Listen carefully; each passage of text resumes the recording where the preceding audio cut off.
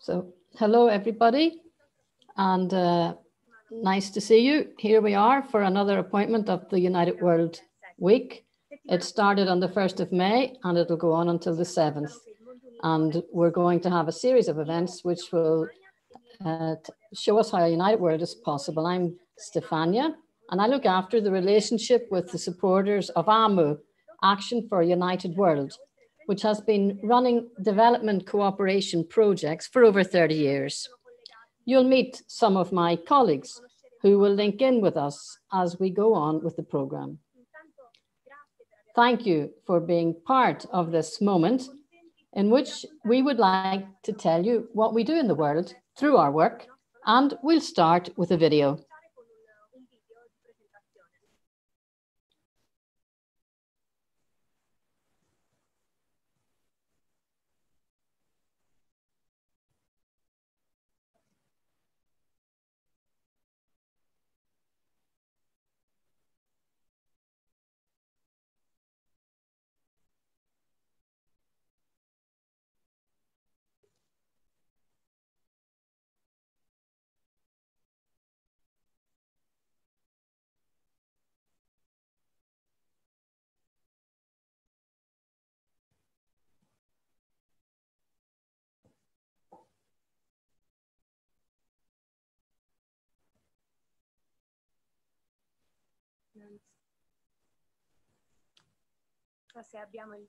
So, do we have the video?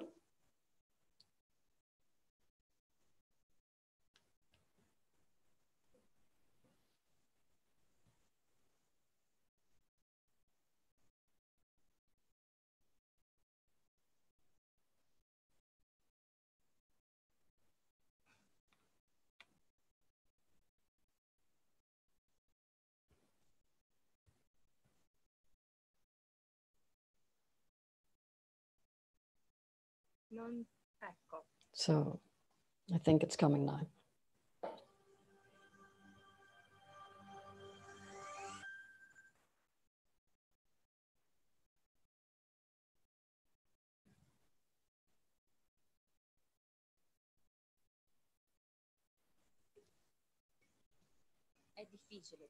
It's difficult to realize a dream.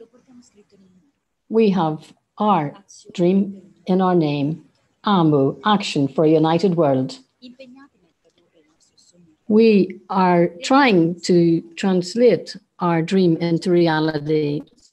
Start with vulnerable communities and projects of development and global citizenship, respecting all the cultural characteristics and respecting the environment. We put the person at the center.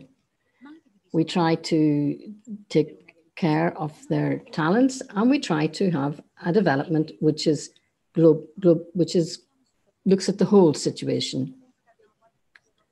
So we appear to have a problem with the video, in fact. So we look after global development, microcredit, and our projects are inspired by the economy of communion. We support health programs, access to running water, and healthcare. We help where there have been natural disasters. We try to work with the local society and with local communities. We work with businesses, and we work with employment projects. Especially, we work with migrants and refugees. We try to give access to basic services, and we promote human rights and peace through education for global citizenship.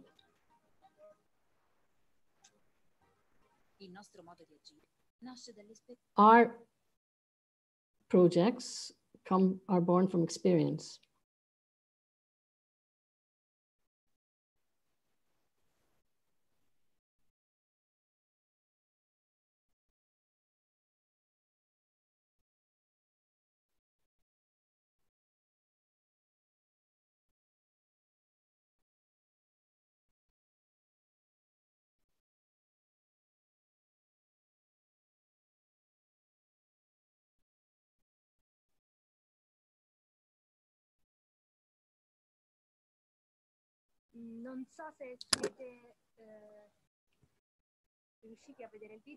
I'm not sure if you have been able to see the video or if we're still trying.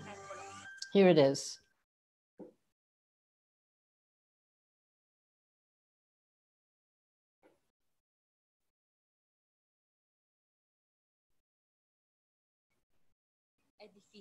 So it's difficult to realize a dream.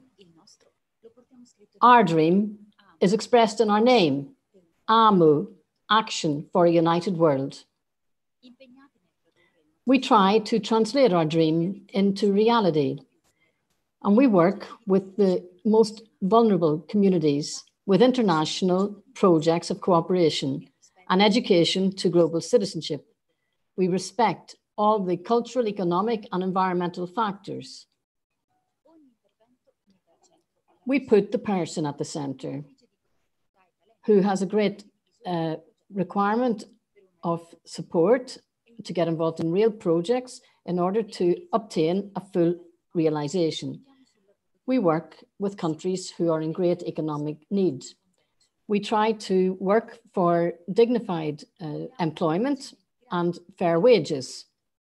We work with integral formation, holistic formation, and we work with the economy of communion, with local associations, health programs, access to drinking water, electricity, and adequate medicines.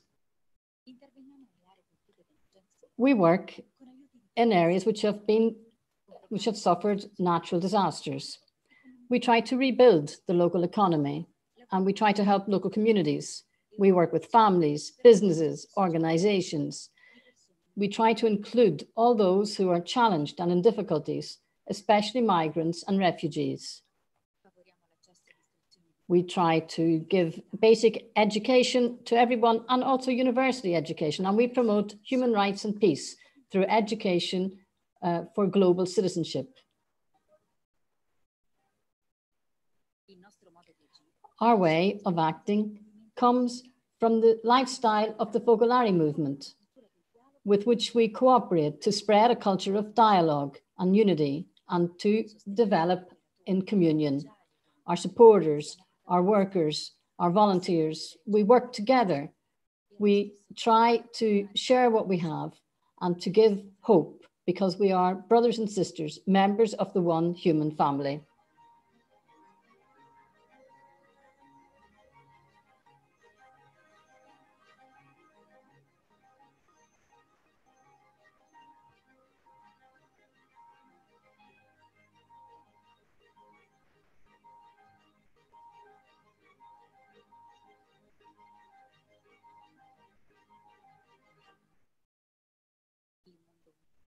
A united world. This is our dream.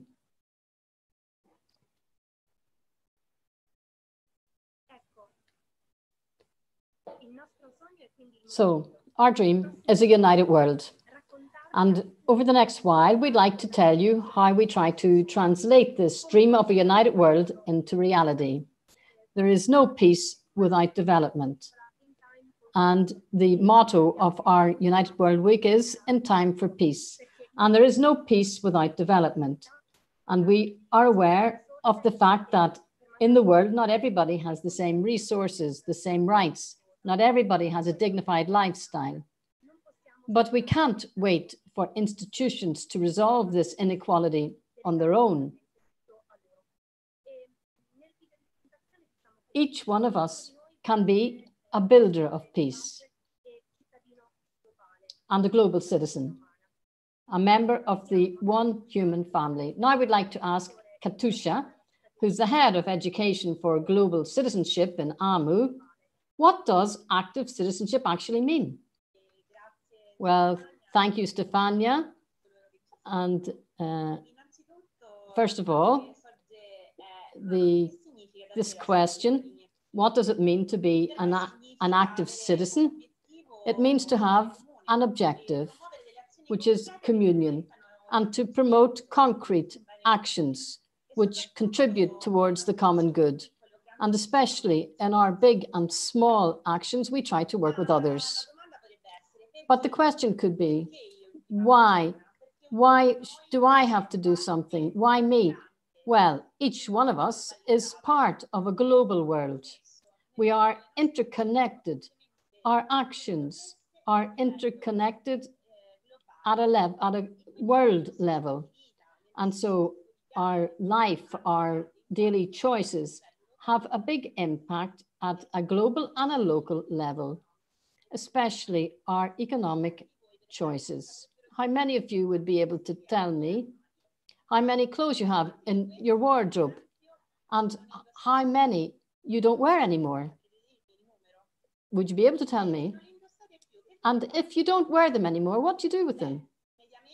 Well, every adult in the Western world has about 50 dresses. Women can have up to 120. And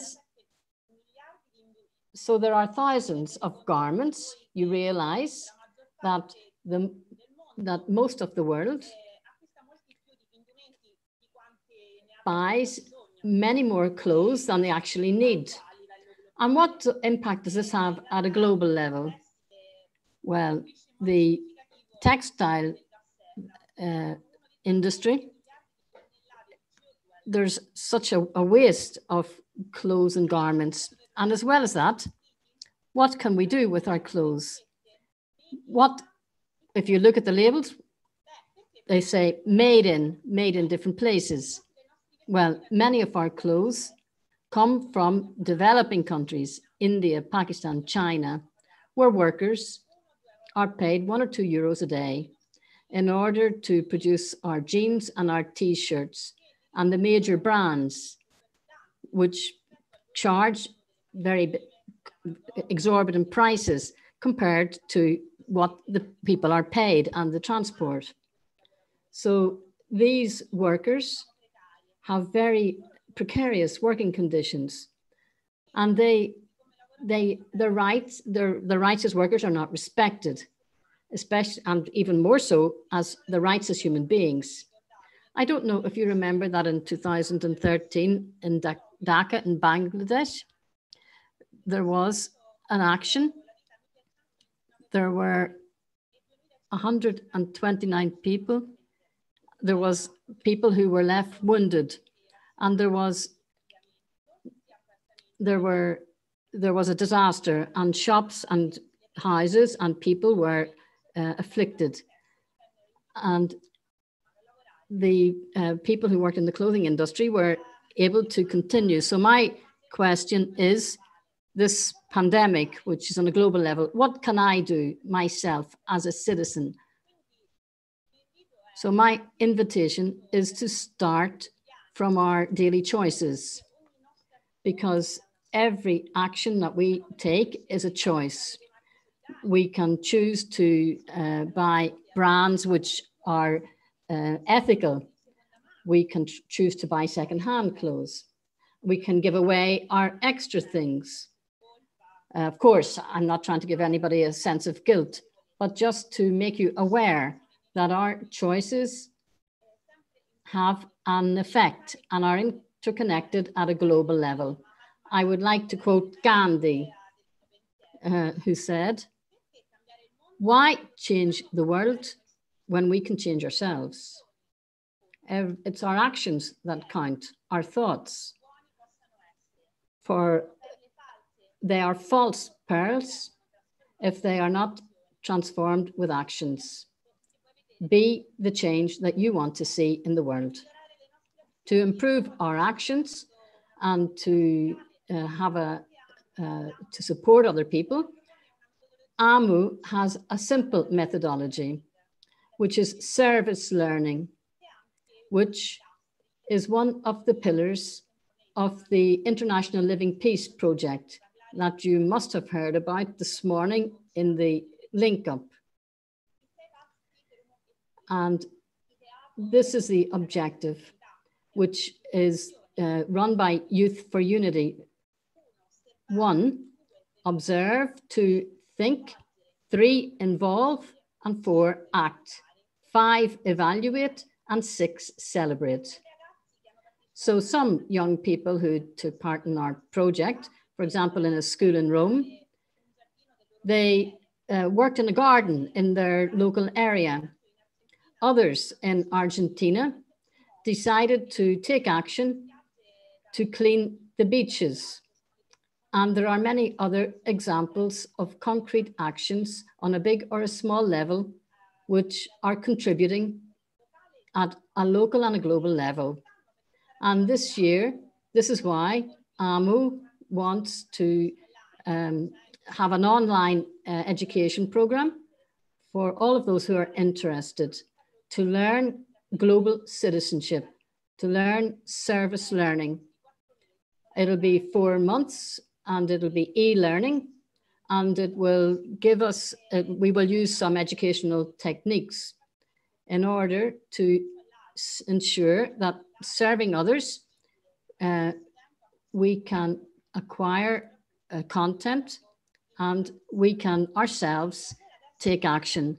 So now let's see a little video clip.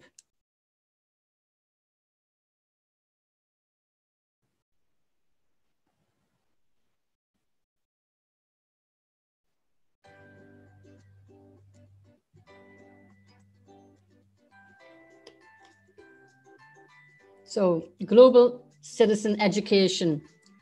Learn to serve, serve to learn. Well,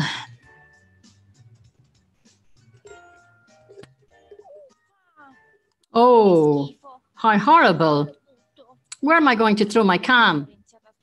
Well, oh, so much for all of that education about sorting rubbish.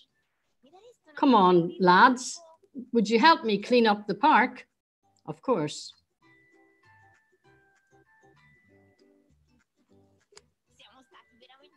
Oh, we did a good job, but it really was a big effort. You're right. Now we have a new place to play and we have cleaned up a lot of rubbish. Now that it's all clean, other people can enjoy it as well, and the air is more healthy. Come on, kick it back, kick the ball back. So learn to serve, serve to learn.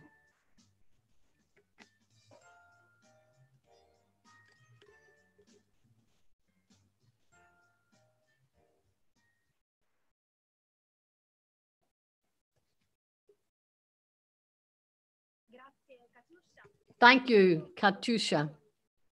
Thinking about the conditions of extreme vulnerability that exist in Italy, also in light of the health emergency, which we are experiencing at the moment, one of the ways of realizing our commitment is to try to go personally to build up that network, which not only accepts vulnerability, but includes it. AMU offers a model that involves beneficiaries, business owners, families, associations, and volunteers as co-responsible protagonists in the construction of inclusive societies.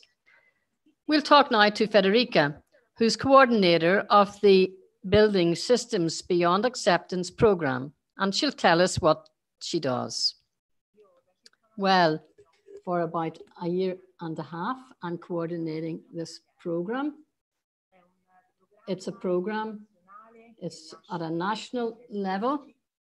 It started in 2016, and it's run by AMU and by New Families and by a cooperative. And the idea is to help the Italian society become more inclusive. So that also vulnerable people, Italians and people from other countries, can find a personal, social, and working solution. So the idea is to have systems which go beyond welcoming, and it's directed towards young people to help them to live that phase from going from a reception center to getting in, inserting themselves in society. And this is a very delicate moment because a young person becomes an adult, and if they don't have a reference point, they need some tools in order to follow their life plan. So the beneficiary within the program is a protagonist and works to realize his individual journey of insertion into the working force. But there's a phase of collaboration and realization and an accompaniment with people from the surrounding society. So, for example, there's help from cultural mediators, from psychologists who have decided to take part in the program and to offer their services and to help these people. And I'm also talking about what Stefania said. So what she said about families, about associations, about volunteers who are part of the program, and to intervene in the realization of these projects. And how do they do that? Well, according to their particular expertise. And for example, businesses are mostly involved in employment, providing employment or professional formation. For example, they take part in helping people find out what the program offers. Families and volunteers along the years, throughout the years, have become reference points for these young people. They share their free time with them. They invite them for a meal. They invite them for a weekend. They go with them when they have to renew their documents or to find a doctor if they need. So then there are many associations, sports, cultural associations, and they all offer recreation activities, which give the young people in the program the opportunity to take part in situations that they never knew before and to get to know the reality around them. So I say to myself, well, what about this model, this system that we're proposing?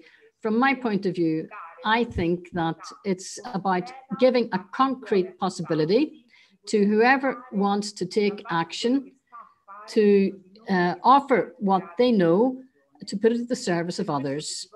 And so I can give you some advice.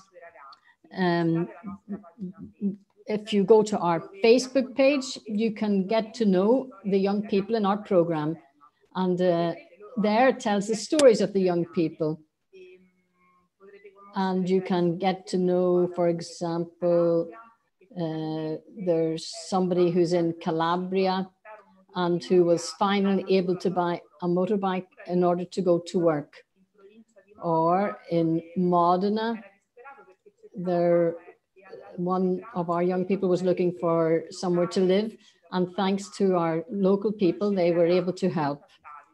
So you can contact us, and if you would like to give part of your time or part of what your expertise, you can become part of the activities. There are a lot of activities in the program. There are many ways to take part in the program. You'll find them all on our site. So you can go to our internet site and you can learn about what we're doing. But if you would like to know more what we're doing, we thought we would share an experience of a girl in Rome who had a work experience in a business in the capital, and she was able to have a work experience, but also be part of a family. And so this is a very symbolic experience of what our project is doing. So here's the video.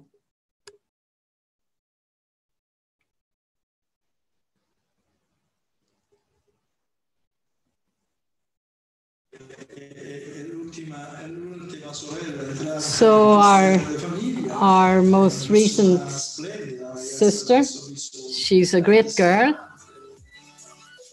She has a beautiful smile, and she is very spontaneous. She responds very well to everything that we ask. She makes a big effort to write questions, and this is part of our formation. This is part of what we do in the New Family Project. So with Massimo, I feel very much at home. I feel that it's a good experience to work. So we can't call IFO a foreigner. We don't have to make any effort to welcome her. We just have to work together. So I was a bit afraid. I was a bit afraid that I might be insulted on the bus. Or Italy is a very welcoming country. Absolutely.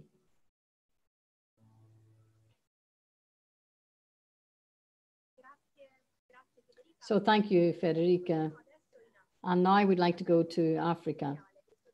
An essential feature of AMU projects is the involvement of the beneficiaries and the local communities in all the phases of the project, from conception to realization to evaluation of the results, so that our intervention is not extraneous to the needs of the population. In fact, we don't work with expatriate staff, but we assist the local communities to be both the beneficiaries and the protagonists of their own growth and development. In Burundi, for example, the Water Source of Life project was an important experience of assisting development, which highlighted the potential of an entire community on the Rukanda Hill in Bururi, Burundi. We can see part of it in a video. And then Emanuela, the coordinator of the AMU projects in Africa, will explain why our commitment alongside the population of Rukanda does not end with the availability of water.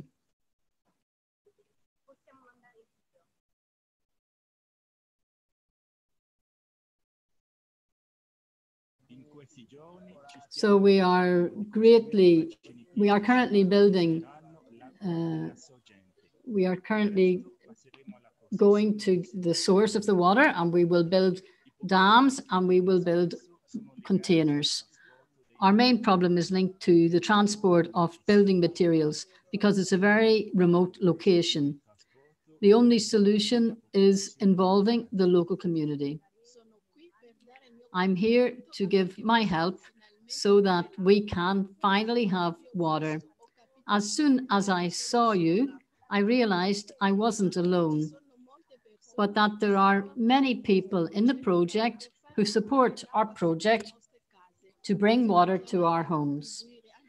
We have all been asked to cooperate, and we're happy to do so, giving all our energy. It's very important for us to be like others. I have been working here for a week, and I was thinking of giving up. But then I saw a woman with a bottle, and she was collecting water from the river, and the water was very dirty. So I said to myself, I will only leave this village when this lady, and in fact the whole community, has access to clean water. I also said, just as I have water, it's right that they have water. And this is one of the ways that we can build a united world.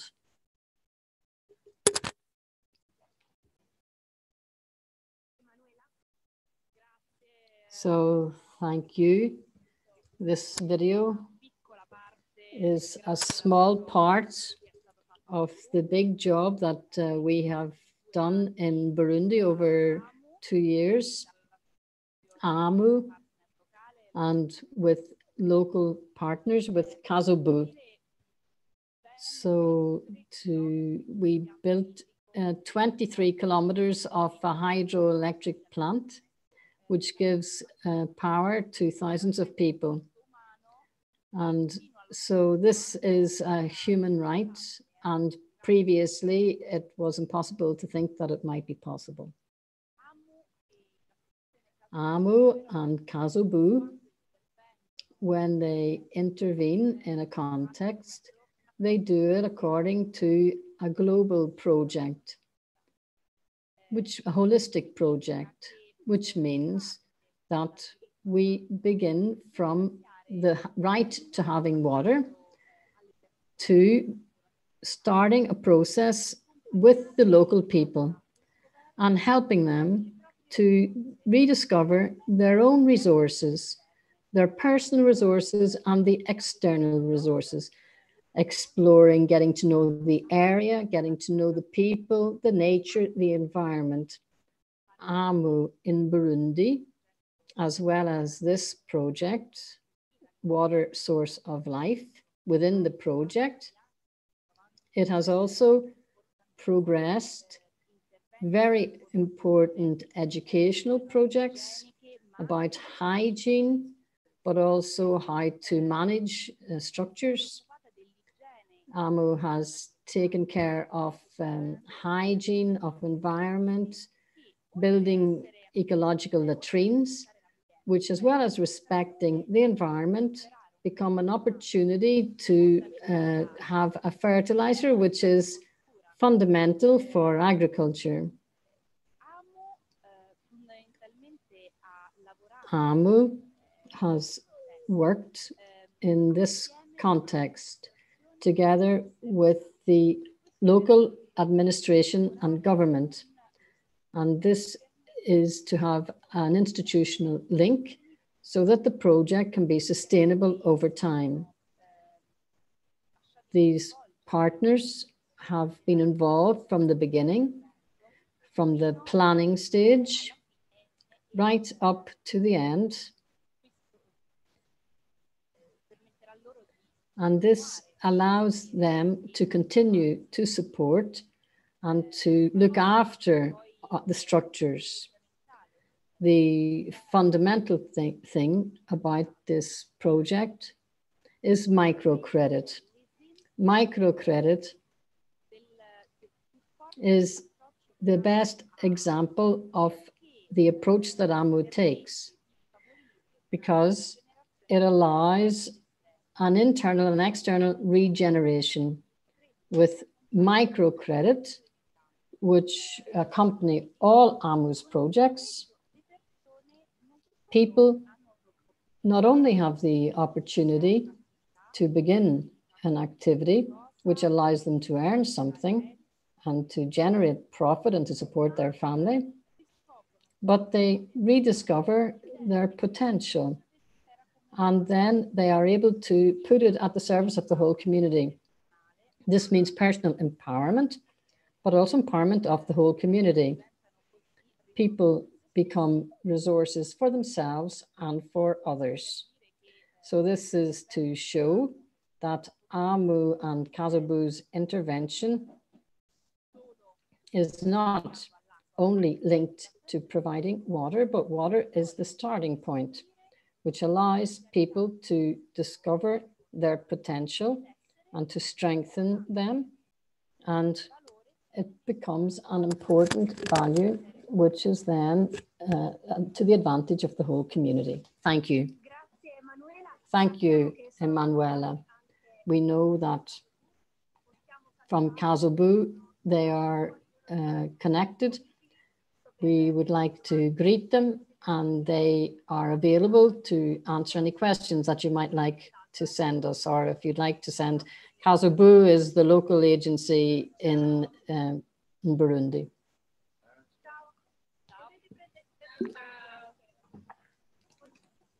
Can you introduce yourselves?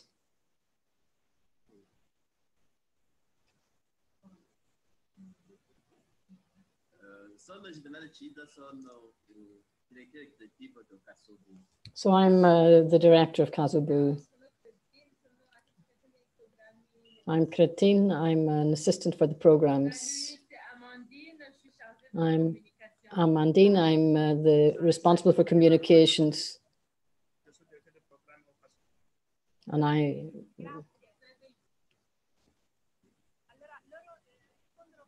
So they will answer any questions that you might have.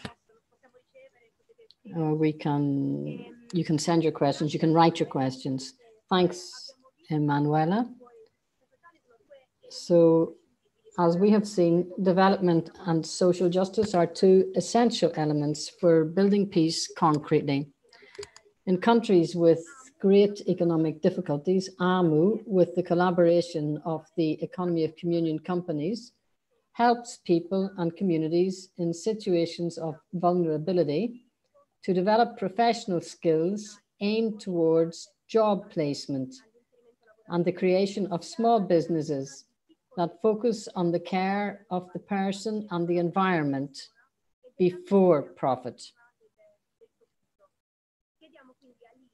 There are projects in South America which illustrate this, and we're going to ask Leah, who's our contact for Latin America, and she'll take us on a journey from Argentina to Brazil and finally to Ecuador.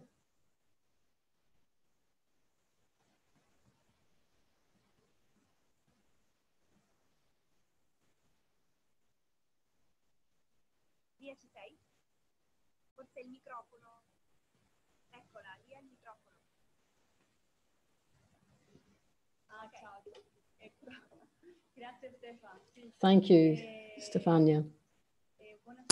So good evening, everybody, and greeting to everybody who's linked up. So the economy of communion is linked to different projects here, and I'd like to tell you in Argentina, for example, in the northeast of Argentina, we are involved in a project which is supporting some communities, rural communities, to bring ahead projects of tourism in a sustainable way, which allows them to protect their tradition, their culture, and also the environment. So this is a project in Argentina, sustainable tourism, in other words. In Brazil, there is a project which strengthens businesses of communion. And this project is like an incubator project, which helps business people get their businesses going. So there are people who are in a very precarious situation and they would like to start a business, but they don't have all the elements, educational elements and other elements. So they are helped in this process, or to support people who have a business and then to help them to offer products which are suitable and accessible to people in difficulty. And then there are business people who employ people who are vulnerable. And in this way, they promote an expansion of solidarity and of growth within the local community. In Cuba, there's a similar project which is based on education of people who are interested in the economy of communion. It's offering an alternative way of living economy. It's provoking great interest, and it's helping business people to begin some economic activities. In Mexico, there's also a project which is directed at young people and adults who are leaving dependence on drugs or alcohol and trying to start a new life. So this is Refuge of Hope, and it offers these young people and adults a new opportunity for social reintegration and offers them employment so that they can begin this new stage in their lives. And finally, then we have a project in Ecuador. Following the earthquake in 2016, the Focolare movement started to help 3 communities in the zone which was affected the most. And so I would like to invite Sir Angelo, who's the coordinator of the project there, to tell us about it. So he'll tell us the experience of this project. Thank you, Stefania. Sir Angelo, are you there? Ciao a tutti. So hello, everybody. Io mi chiamo Sir Angelo. I'm Sir Angelo. I'm living in Ecuador, and I'd like to tell you about our experience. As Leah said, the project started with a disaster that we had in 2016. And this region is called Esmeralda, and it's an Afro-American project. There have been a lot of problems, especially economic problems.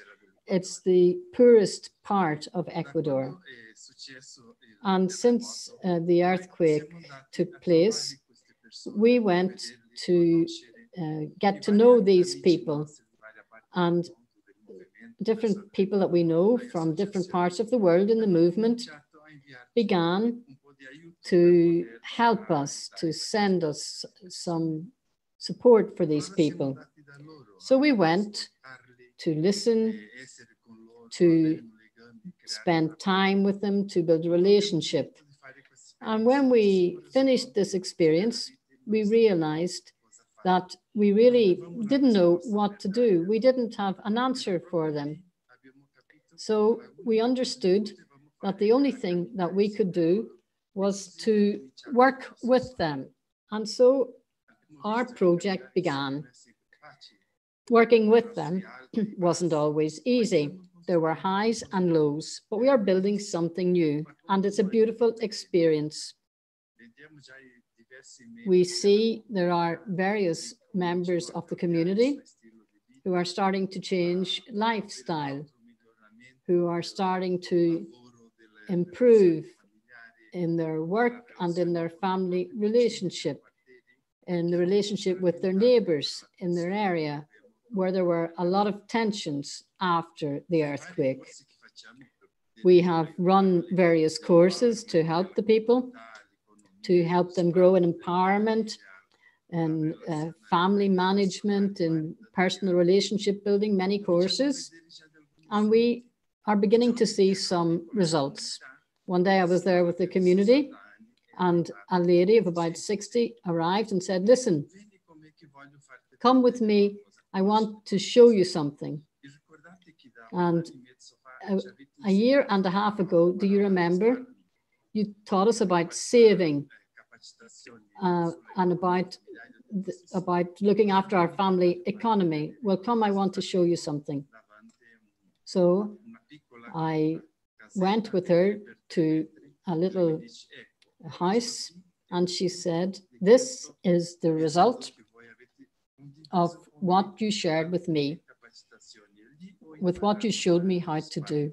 I learned how to save.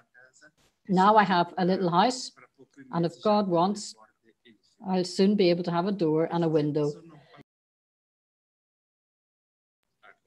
This is some of the experience that we have with the local community. Then there are many activities, but most important for us is the person. We try to discover how to grow together.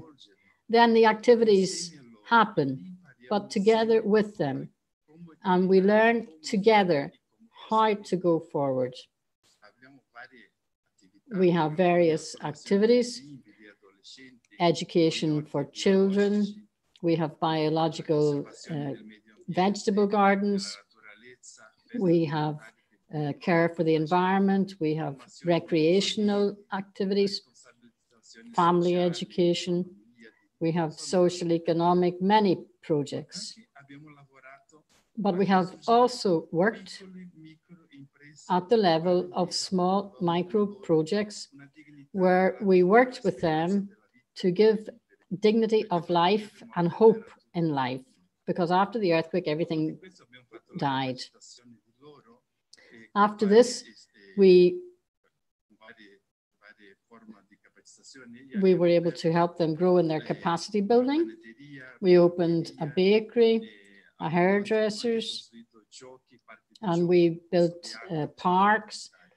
We built places where the children could play.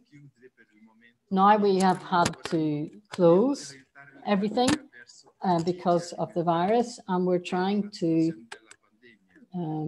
help people learn how to deal with the situation of the virus. So they're going ahead, and we're looking for people who can help them. They're producing 700 loaves a day, and they're trying to support people and disadvantaged families. So this is a little bit about the experience that we have. So thank you, Sir Angelo, and thank you, Leah. So after all of these after all of this, we still have a question. Are we in time?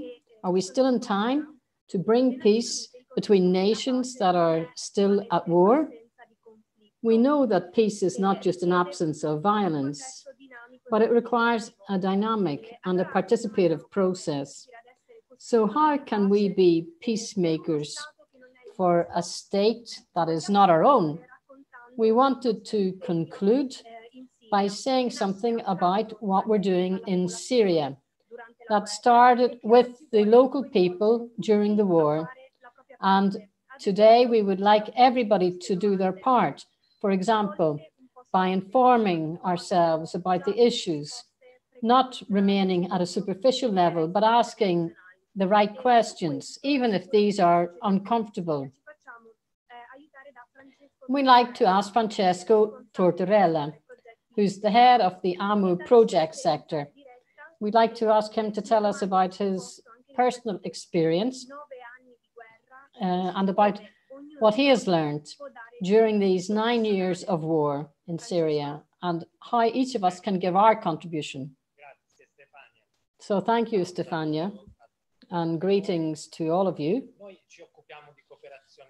So we are looking after international cooperation, but we do it in a particular way. It's not enough to have development projects. We want to have experiences of reciprocal gift. We want to do to the others what we would like to be done to us. We want to love the other country as our own. At the beginning of the war in Syria, we started to support and to help the population that was suffering because of the conflict. I went there twice, the second time a few months ago, and I understood that loving the other country as one's own means getting to know the other country and trying to understand it. What do we know about Syria in Europe? We know what we hear in the news, that Syria has had a war since 2011, and the Syrians are suffering because of their president and his allies. This is what all the mass media tell us still today. There have been 2 documentaries which have been submitted for the Oscars, which tell this story. But there is a problem here. When everybody thinks the same thing, nobody thinks very much about it, as a reporter once said. We don't need answers which are all the same. The questions are more important than the answers. So I asked some questions to get to know, to understand, and to love the Syrians better. So whose war is this? Who's fighting it? Many of the people that I spoke to have clear memories of unexpectedly seeing people arrive, strangers, who spoke other languages. And within a few months in 2011, 45,000 soldiers, armed soldiers, mercenaries came to Syria. Where did they come from? How did they get in? So I went to read in a dictionary the definition of mercenary. And I read professional soldiers who, for money, fight battles in another country. So these mercenaries, who is paying them? Who spent $10 billion to pay mercenaries? Who's sending them and why? I read magazines, political magazines, and I see that in Syria, there's the presence of armies from half the world. So it's a world war, as Pope Francis said. And what have the Syrians got to do with all of these? I tried to look around to try to see if there was similar situations anywhere else. And I thought of Iraq, which is very close, Afghanistan, which have become places of international war just out of nothing. And I remember that Syria is at the west of Iran, and Afghanistan is at the east of Iran, and Syria is the main ally of Iran. So the war is against Iran. So what happened to Iraq and Afghanistan after the armies of half the world went into action there? Do we really want the same thing to happen in Syria? Sometimes we appeal to the International War Court to accuse the Syrian president. I say to myself, this International War Court, should it try to find who's paying the mercenaries to destroy Syria or not? Or are these people who are paying too high to be found? And other countries in the world, for example, the Popular Republic of China, don't they have a government, a regime, a dictatorship? And does somebody try to arrest the head of the China or try to find out what's going on there? No, because China's too strong. So is it right to destroy a country only when it's a weak country and not when it's a strong country? So we are really living the law of the strongest. So, and who is gaining? Not the population, not the local population. So this is what started to happen for me. All these questions came up. I tried to understand what are the tools that I can use to build peace. The international embargo imposed by the United States and Europe against the Syrian population to affect its president is not an instrument to build peace.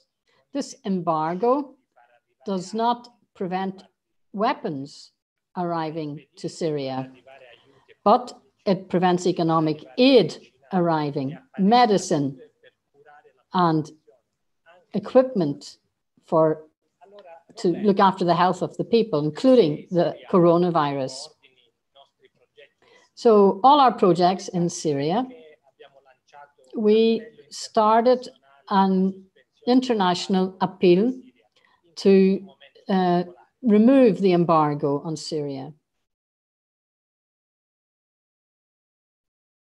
He must have switched off his microphone.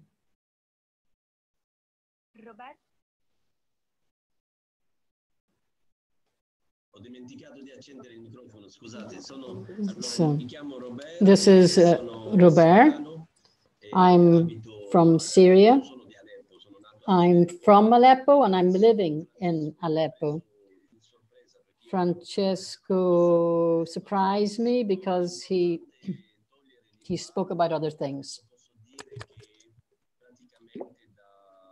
So with regard to the embargo, for over a year, there's no fighting in about 80% of Syria, where the Syrian army is in control. But the war is not over, because Francesco just explained that there are still armed groups, illegal groups, which are present on the Syrian territory. There are Turks, Americans, who are exploiting the oil fields. And so we don't have petrol, we don't have electricity constantly.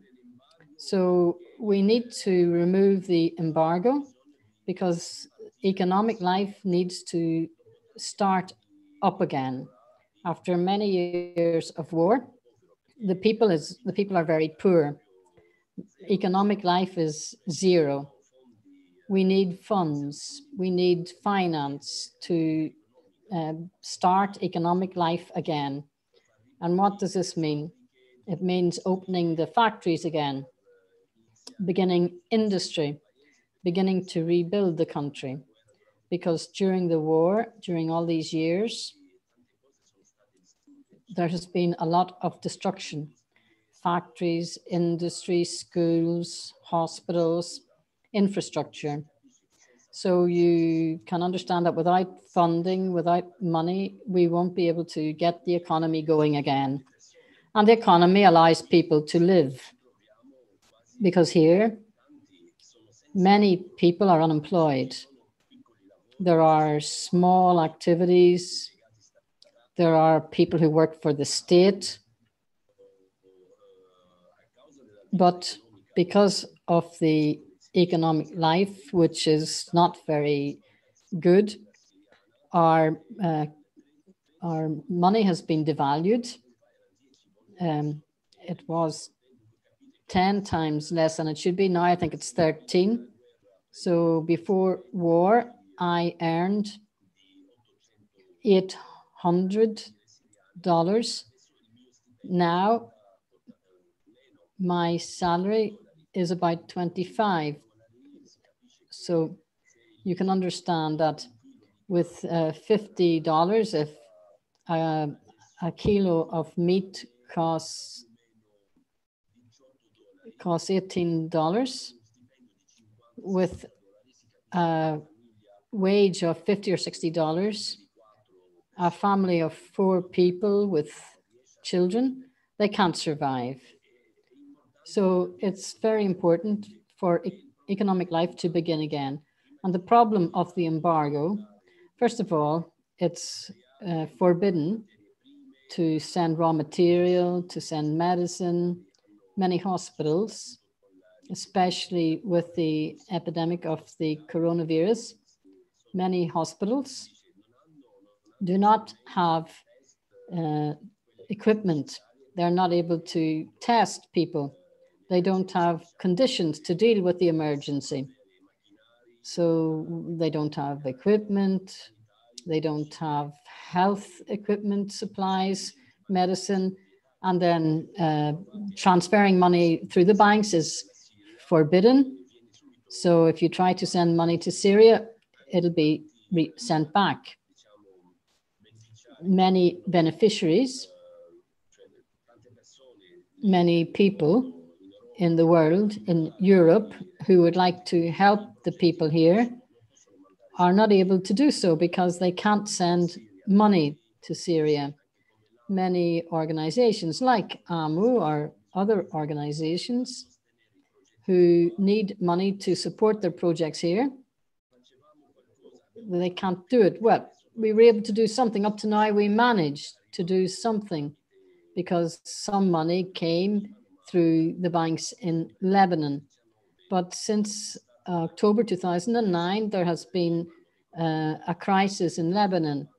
And so there too, we find that we don't have any money. So we have to remove the embargo. Absolutely. so that money can come into Syrian banks and economic life can start again. So Francesco, this is my response to you, because poverty is increasing.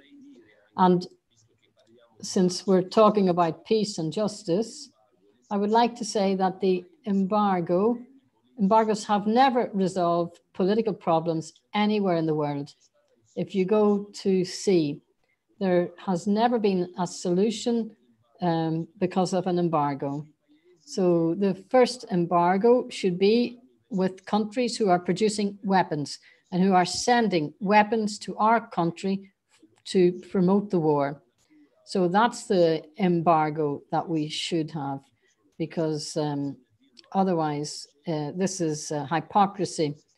Maybe Stefania can say something more about the appeal to remove the embargo, but we absolutely have to have an embargo on those countries that are producing weapons and sending them to countries.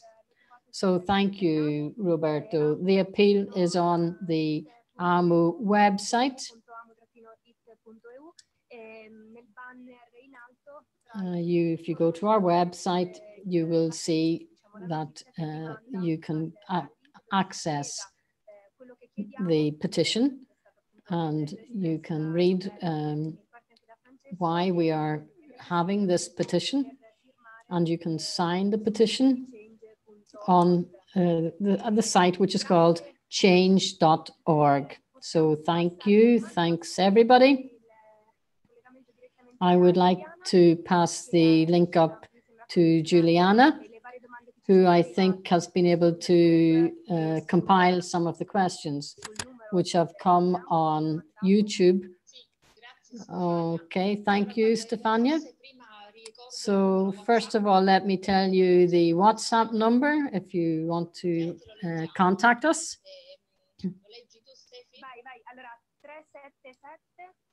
So 377-1672-304. That's the, with plus 39 if you're, so there are some questions on YouTube. Katusha, maybe I can ask you. It's about global citizenship, how to be builders of peace. So Claudia is writing, most Italian brands are too expensive for everybody.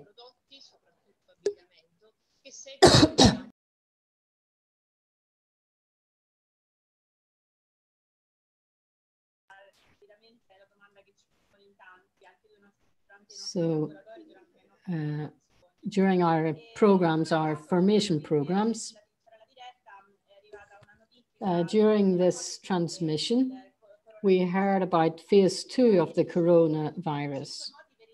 So there are 5 ways that we can reuse our clothes. So it's true, there are ethical makes that have different prices to commercial makes. But I think that first of all, we can limit buying things that we don't need. And so we can direct our purchases to ethical brands. And then I think that it's important to remember where the raw material is coming from. So there are many nations in Africa and Asia which produce cotton. And their economic activity is based on cotton. So we should respect the work of those who come in the production chain of textiles. So then we should promote equality between all of those who are producing and who are buying. If you go on Google, you'll find lots of ethical makes, and you'll be able to, they can be delivered to your home. They're not necessarily terribly expensive. They often have sales that you can take advantage of. So we can take advantage to purchase products of low cost and which are ethically produced. So now we have our friends in Burundi, in Kazobu. Manuela, perhaps you can help us. So this is the question. Can you explain how the microcredit system works?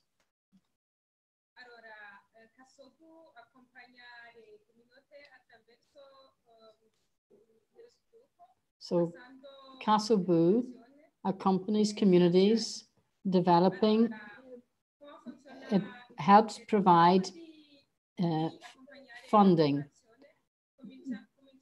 Before working with the community, we start with some people there. We educate some people about our methodology, which then we teach to the whole community.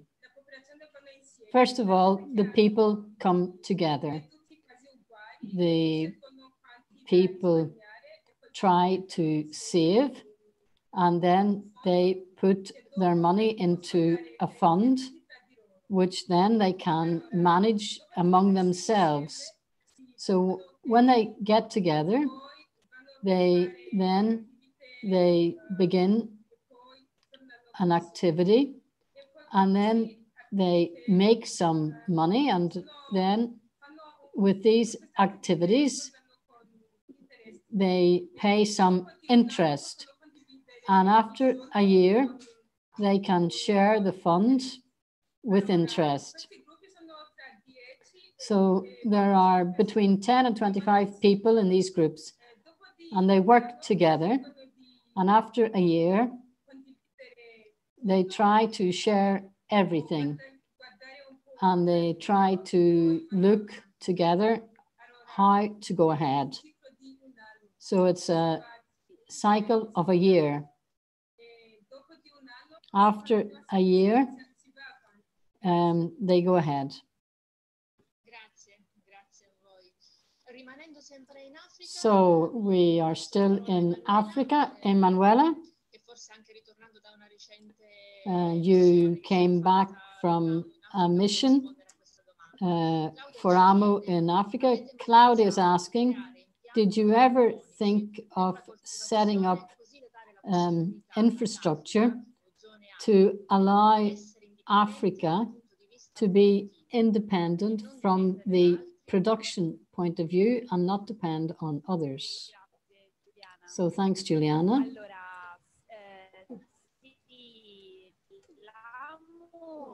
Well, in this last year, AMO is working on a sustainable system to help Burundi in the food sector. It's clear that before we start to intervene, we need to study the context. We need to see what the local population produces. So together with Kazobu, we are starting to have a big program with regard to food security.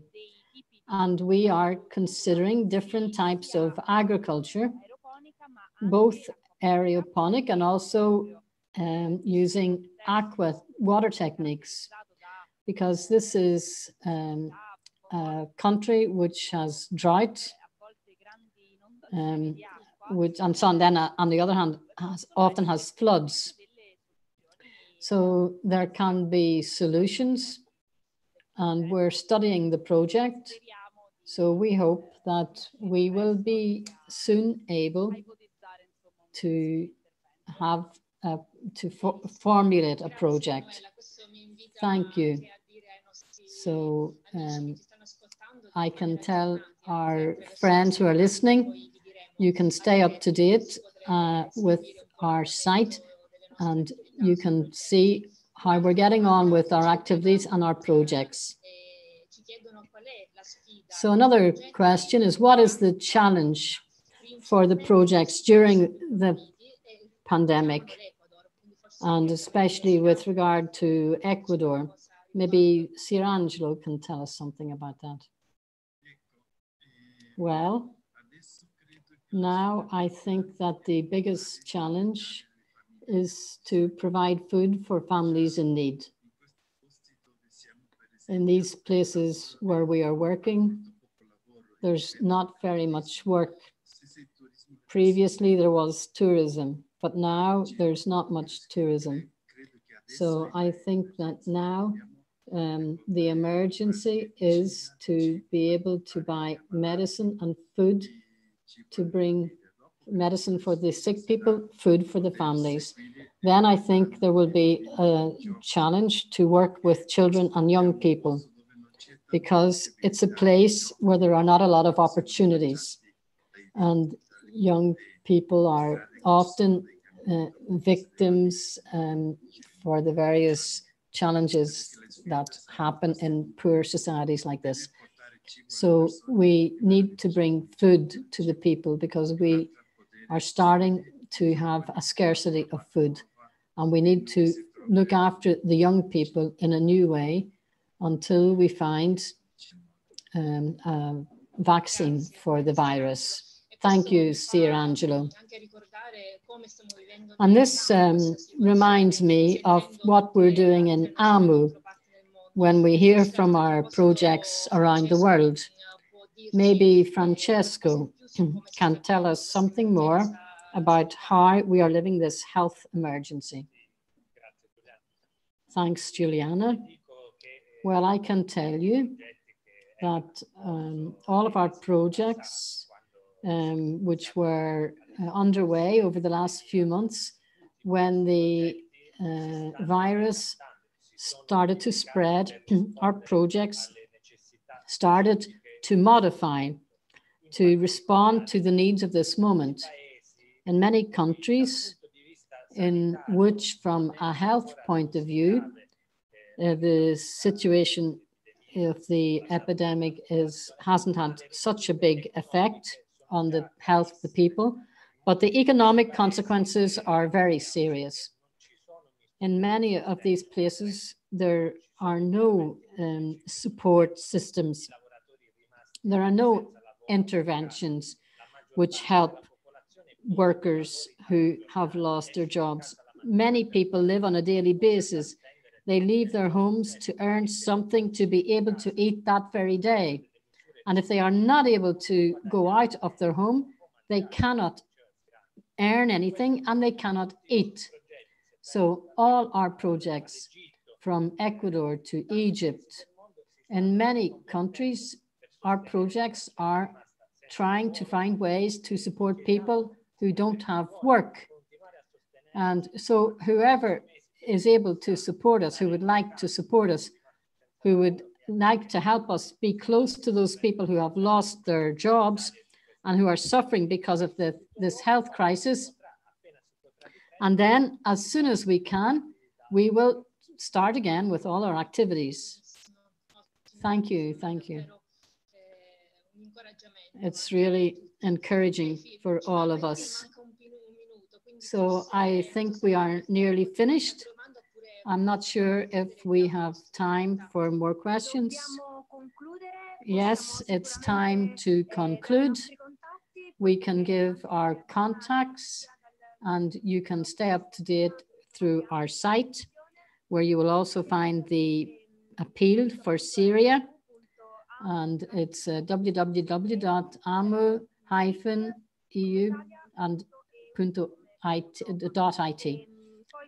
And then you can follow us on our Facebook page, our Instagram page.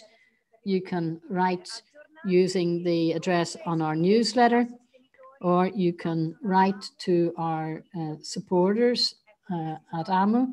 You can see on the screen our contacts. So thanks to everybody who joined us from all over the world. We hope that we have given you some food for thought, and we will continue to live this United World Week together. So we'll unmute everybody, and maybe we can greet everybody. We can have a global greeting. So bye, everybody.